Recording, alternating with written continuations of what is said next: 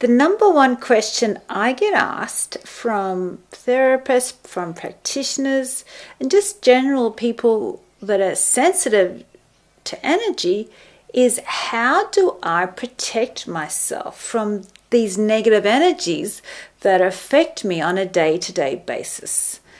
Well, I'm here to tell you that the spiritual world operates exactly the same way as the physical world, which means if you are easily disempowered by other people, if you fall victim, if you have negativity, if you have blame, you put blame on others, resentments, anger, feeling like you're a victim, then you are disempowered, and therefore, energetically, spiritually, you will be disempowered by other energies. The other thing, if you are fearful and you stress a lot, that's another negative emotion. So you think about how you operate in day-to-day life with others.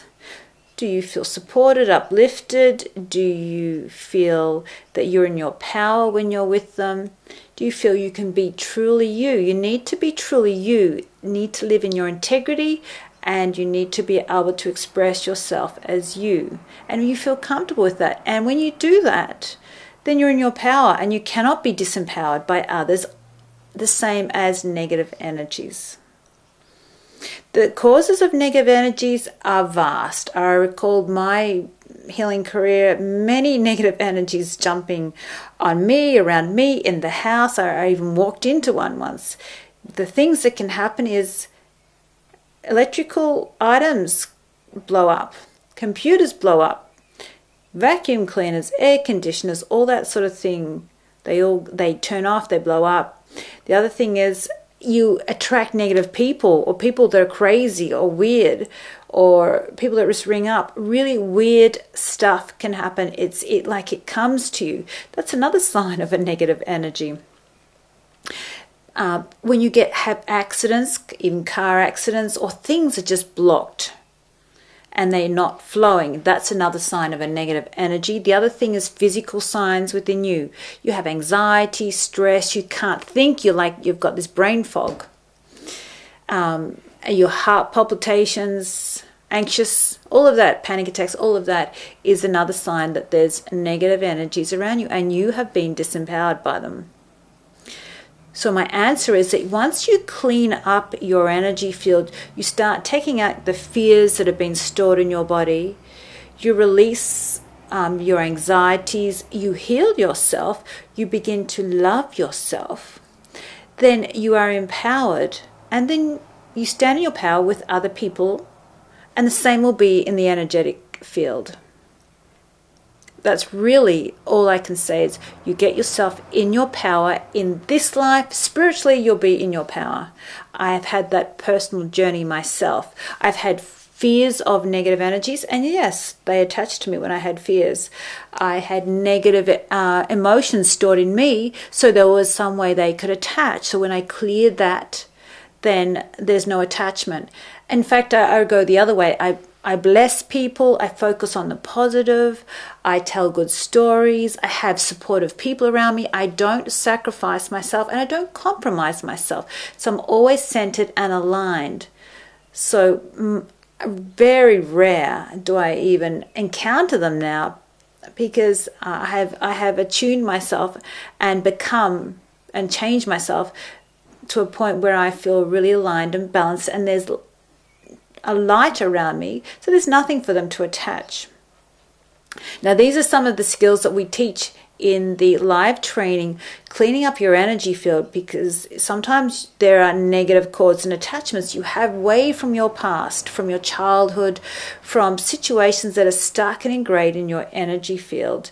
Sometimes curses, negative energy, psychic attacks.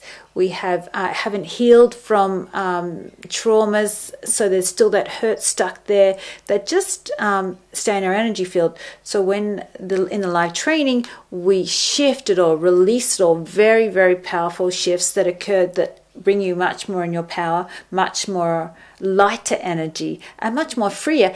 When you're freer, life flows.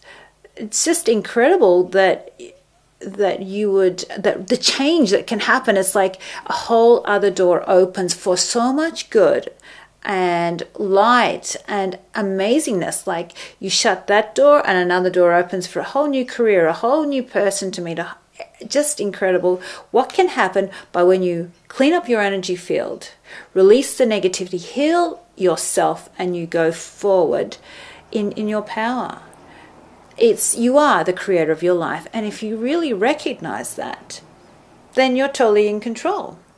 And you just need to analyze your life and look at your creations and say, great, I created that, or I don't like that creation, so what do I need to do to change myself? Why did that occur?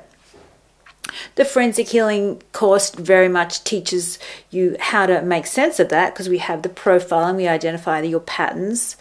Some people do the pattern of victim or judgment on themselves, or they just feel vulnerable. So when you have fears of these things, you create them.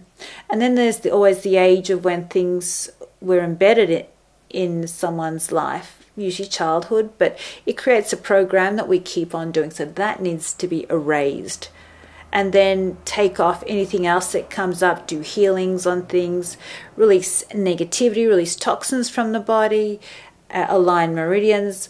Many different types of modalities are incorporated into forensic healing to bring you up to your most power and in your full light, so that you can live your passion, be in your integrity, but have a light energy that feels good, and it feels good for you, and it feels good for others.